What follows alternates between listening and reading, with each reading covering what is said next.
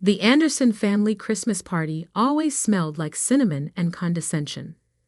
I stood in the corner of my uncle's oversized living room, nursing a glass of wine that probably cost more than what he thought I made in a week, watching the usual drama unfold. "So, Olivia," Uncle Jack's voice boomed across the room, drawing everyone's attention just the way he liked it. "Still running that little boutique of yours. What do you call it again? The fashion?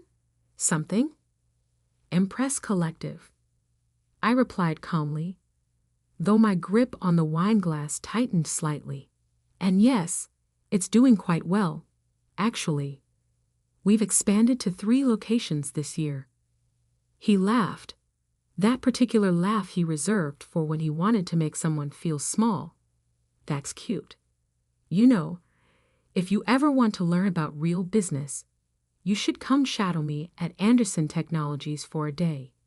Show you how the big boys play." My cousin Marcus, Jack's son and heir apparent, snickered from his position by the fireplace. He was wearing a suit that probably cost more than my first month's rent, but somehow still managed to look like a boy playing dress-up. "I appreciate the offer," I said, taking another sip of wine, "but I'm actually quite busy with my own ventures." "Ventures?"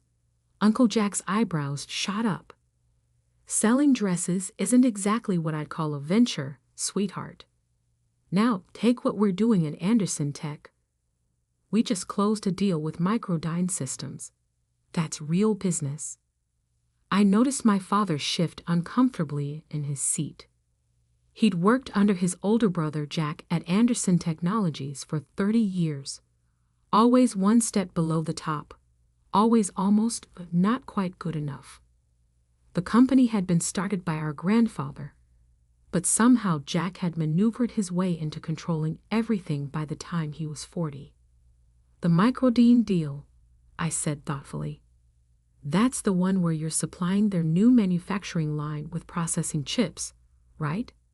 Jack's eyes narrowed slightly. "Been reading the business pages, have we?" "Something like that." What he didn't know, what none of them knew, was that I'd been doing a lot more than reading. The little boutique was just the visible tip of a very large, very carefully constructed iceberg. While they were all busy underestimating me, I'd built something they couldn't even imagine. My phone buzzed in my pocket. Another update from my real office. I excused myself and stepped into the hallway, leaving behind the sound of Jack launching into another story about his latest business triumph. The message was from Sarah, my COO. "Sterling acquisition is complete. We're ready to announce whenever you give the word." I smiled, thinking about what was coming. Sterling Industries was Microdyne's primary chip supplier, or at least, they had been until about 20 minutes ago. Now they belonged to Nova Technologies, my company. The company nobody in my family knew existed, because I'd built it under my mother's maiden name, Matthews. I walked back into the living room just in time to hear Uncle Jack holding court about women in business. "Look," he was saying, gesturing with his whiskey glass, "I'm not saying women can't work, but certain industries require a particular kind of thinking, strategy, aggression. It's just biology." "Really?" My cousin Jessica, Jack's daughter, sat silently beside him. She had an MBA from Harvard and had been trying to get a management position at Anderson Technologies for 2 years. Jack kept finding reasons why she wasn't ready. "Speaking of strategy," I said, unable to help myself, "what's your contingency plan if Sterling Industries changes their supply terms?" The room got quiet. Jack stared at me like I'd just spoken in tongues. "Sterling? They're locked into a 10-year contract with Microdyne. Besides, they're family-owned old school. They don't make waves." I checked my watch. Interesting perspective. Just then, Jack's phone rang. Then Marcus's. Then half the phones in the room started buzzing. I watched as Jack's face went from annoyed to confused to something approaching panic as he read whatever was on his screen. This has to be a mistake, he muttered, scrolling frantically. Sterling just announced they're under new ownership. Some company called Nova. But that's impossible. I was just golfing with their CEO last week. Nova Technologies, I said clearly, causing every head in the room to turn toward me. Founded 5 years ago, specializing in next-generation processing solutions and strategic acquisitions. Jack's face started to redden. How do you? I pulled up the Wall Street Journal app on my phone and held it out to him. There it was, in bold headlines. Nova Technologies acquires Sterling Industries in surprise move. CEO Elizabeth Matthews signals aggressive expansion plans. Elizabeth Matthews, I said quietly, is my mother's maiden name. And Nova Technologies is my company. You know, the one I built while you were all so busy laughing at my little boutique. The silence in the room was absolute. I could practically hear their minds racing, recalculating every interaction we'd had over the past 5 years. That's not possible, Marcus sputtered. You sell clothes. I do, I agreed. The boutiques are quite profitable actually, but they're also excellent places to meet people. CEOs' wives, board members' daughters. You'd be amazed what people talk about while trying on designer dresses. I turned to Uncle Jack, who looked like he might actually pass out. By the way, about that Microdyne deal, you might want to call them.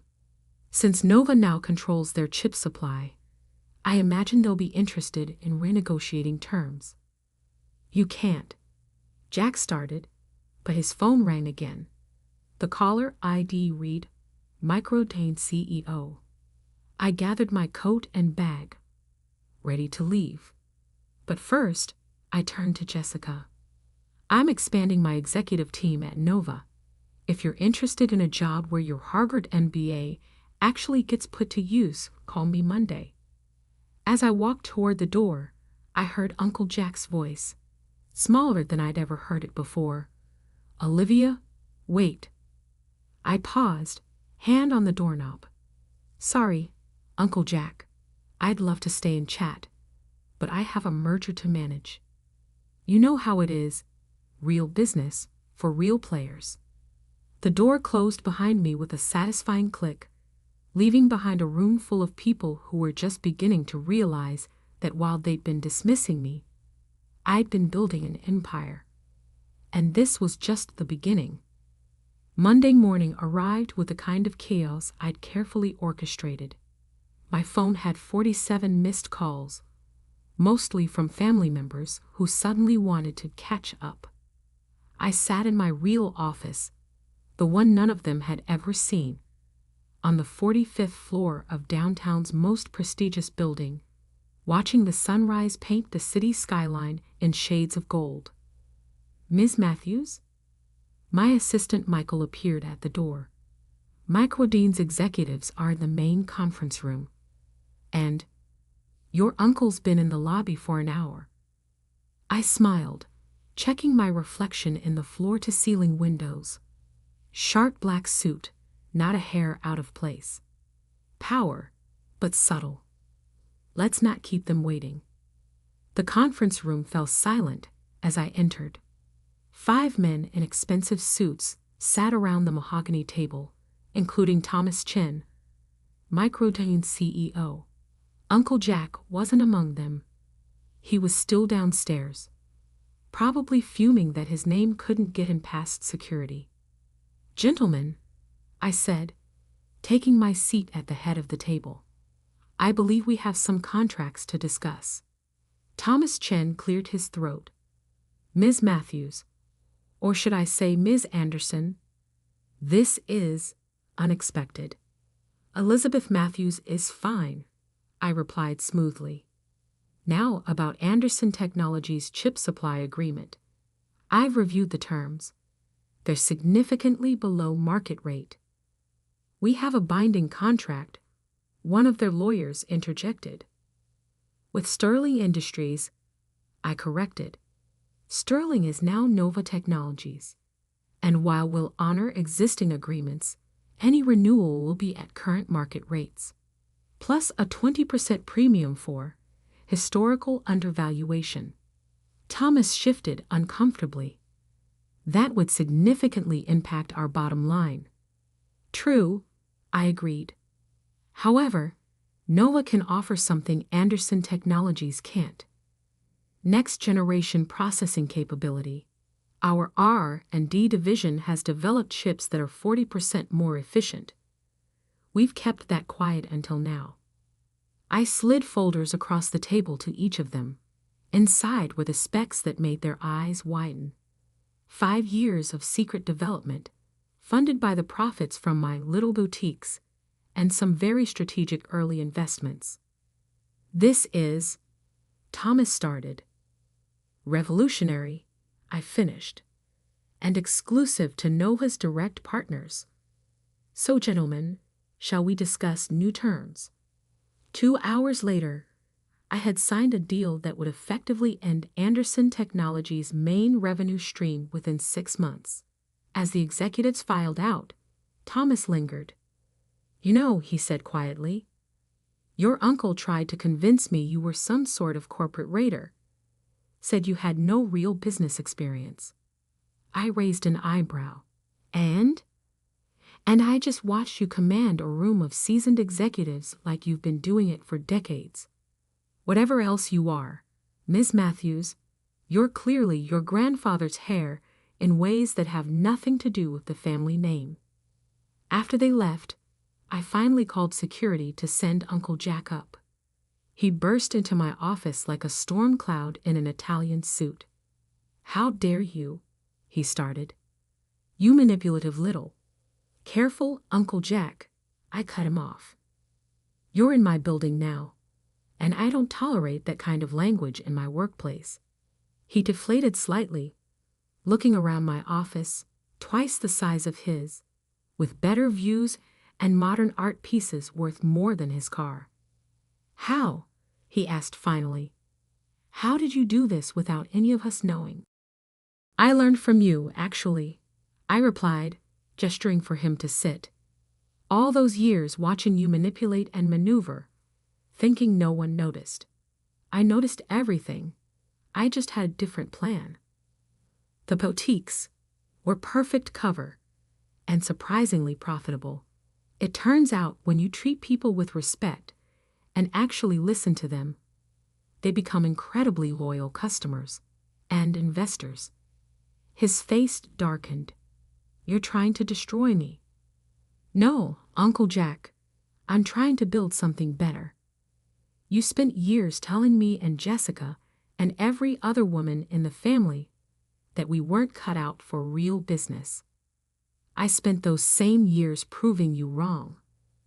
The Microdine contract is being renegotiated as we speak. They're moving all their chip supply to Nova. You might want to warn your shareholders.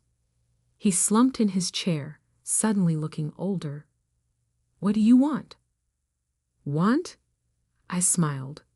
I want you to go back to the office and explain to your board why you never saw this coming. I want you to tell Jessica why you really kept her out of management. I want you to experience what it feels like to be underestimated and dismissed. I'll fight this, he threatened weakly. You can try. But first, you might want to look into who's been quietly buying Anderson Technologies stock over the past 3 years. Here's a hint.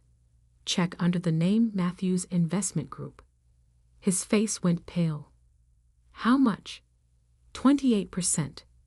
Not enough for control, but enough to make the next shareholders' meeting very interesting. A knock at my door interrupted us. Jessica walked in, looking professional and determined in a suit that actually fit her role. Sorry I'm late, she said, not sounding sorry at all. Traffic was terrible. Late? Jack looked between us, realization dawning. Yes, I said. Jessica starts today as Nova's new Chief Strategy Officer. Her Harvard MBA will be put to good use here. You can't just take my daughter. She's not yours to keep or take. I cut him off. She's a brilliant executive who deserves a chance to prove it. Unlike you, I believe in promoting people based on talent, not gender. Jessica placed a folder on my desk.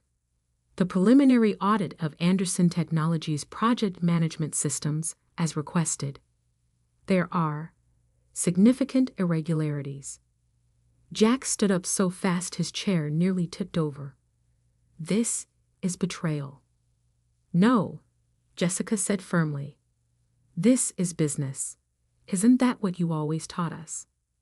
I watched my uncle storm out, knowing this was just the beginning. The real battle would come at the shareholders' meeting next month. But I was ready. I'd been ready for years. Well, Jessica said after he left, that was dramatic. Welcome to real business, I replied with a smile. Now let's talk about phase 2. Because while they thought the Sterling acquisition was my endgame, it was really just my opening move. I had 5 years of careful planning to unveil, and a family empire to rebuild, this time with a very different kind of leadership. The game was just beginning. The Anderson Technologies shareholders meeting was held in the same hotel ballroom where, 15 years ago, I'd watched my grandfather hand control of the company to Uncle Jack instead of my father.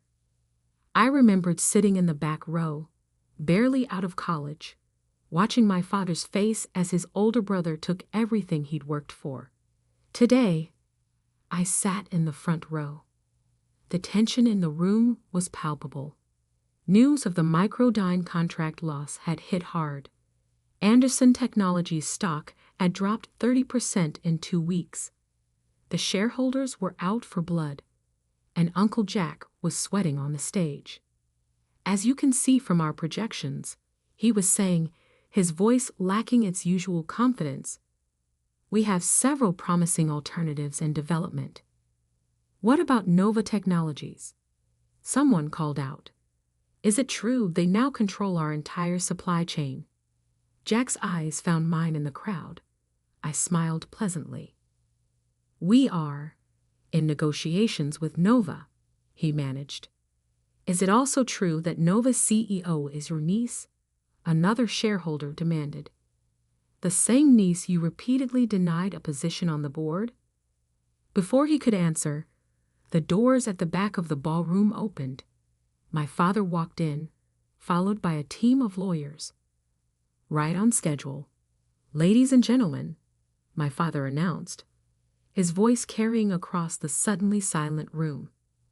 I have here documents that should interest all of you. He began distributing folders to the board members. I watched Jack's face as he opened his copy, saw the moment he realized what he was reading. These records show systematic discrimination in hiring and promotion practices, my father continued. They also show irregular accounting of project funds over the past decade, all approved by our current CEO. The room erupted in chaos. Board members were flipping through pages. Shareholders were shouting questions. Through it all, I remained seated, calm and composed. This is a trick, Jack shouted over the noise. A conspiracy between my brother and my niece too. To what, Uncle Jack? I stood finally, walking toward the stage. To expose the truth. To show how you've been running this company like your personal kingdom. I took the microphone from him. The room quieted.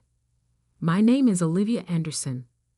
Though some of you may know me as Elizabeth Matthews, CEO of Nova Technologies. 15 years ago, I sat in this room and watched my grandfather's legacy being twisted into something he never intended. Today, I'm here to restore it. I nodded to my lawyers, who began distributing another set of documents. What you're receiving now is a proposal. Nova Technologies is offering to merge with Anderson Technologies. A full restructuring, new management, and immediate implementation of the next-generation processing technology that Microdyne has already signed on for. The room buzzed with excitement. These were business people, after all. They could see the potential. This merger would not only save the company but position it as a market leader in tech innovation. The Anderson name would remain, but the company culture would change. No more discrimination. No more nepotism. No more old boys club. "You can't do this," Jack sputtered. "The board would never." Actually, one of the board members stood up. "Given these revelations and the company's current position, we're obligated to consider any offer that could protect shareholder value." And with Matthews Investment Group's 28% stake, another added, "combined with the proxy votes Ms. Anderson has already secured, I believe she has the numbers." I turned to face my uncle directly. "You told me to stick to my little shop. That real business was for men." "Well, Uncle Jack, this is real business, and you've just been outmaneuvered by a girl who sells dresses." The vote was almost unanimous. By the end of the day, I was standing in my grandfather's old office, now my office, looking out over the city. The portrait of him still hung on the wall, his kind eyes seeming to twinkle with approval. A knock at the door interrupted my thoughts. It was Jessica, carrying a bottle of champagne and 2 glasses. "So," she said, pouring the drinks, "CEO of both Nova and Anderson Technologies. Not bad for someone who was supposed to stick to retail." I laughed, taking a glass. "How's your father taking it?" "He's adjusting. The board's severance package helped soften the blow. Though I think his ego took a hit when they named me Chief Operating Officer." "You earned it," I said firmly. "And not because you're his daughter or my cousin, because you're brilliant at what you do." We clinked glasses and looked out at the sunset painting the sky in shades of victory. "You know," Jessica said thoughtfully, "I kept wondering all these years why you never fought back when they dismissed you. Now I understand. You were playing the long game." "I learned something important running those boutiques," I replied. "Success isn't always about being the loudest or most aggressive. Sometimes it's about being patient, observant, and building something so solid they can't ignore it when you finally reveal it." My phone buzzed. Another message from Thomas at Microdyne, confirming our expanded partnership. On my desk, the Wall Street Journal's headline read, "Nova-Anderson merger reshapes tech landscape. Elizabeth Matthews makes history." To the future of Anderson Technologies, Jessica raised her glass. "To doing business our way," I corrected. Later that night, I visited my grandfather's grave. I placed a copy of the merger announcement against his headstone. "You always said the company needed new blood," I whispered. "I hope this is what you meant." As I drove home, I thought about the little girl who used to sit in board meetings, taking notes while everyone ignored her. The young woman who opened a little boutique while secretly building an empire. The CEO who finally showed them all what real business looks like. Uncle Jack had been right about one thing. Business was about strategy and aggression. He just never realized that sometimes the most aggressive move is the one your opponent never sees coming. And as for that little shop, I kept it running, a reminder of where it all started. Because sometimes the biggest victories come disguised as small beginnings.